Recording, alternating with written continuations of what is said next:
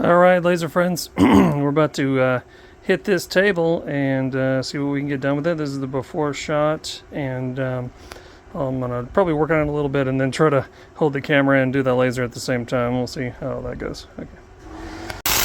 Alright, we get the power cranked up to about 95% right now, and it's really just cooking through stuff. Nice. You can hear it. Hopefully I'm talking loud enough so you can hear me.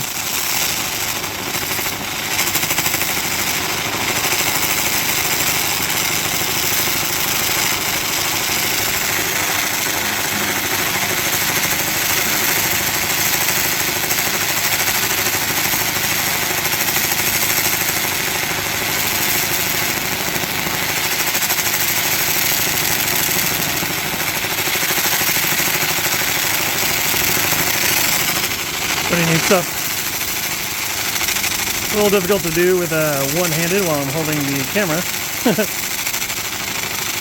Man, that's satisfying. Look at that rust, just gone, just cleaned right off of there. It's so nice. Look at that. Oh, it smells great.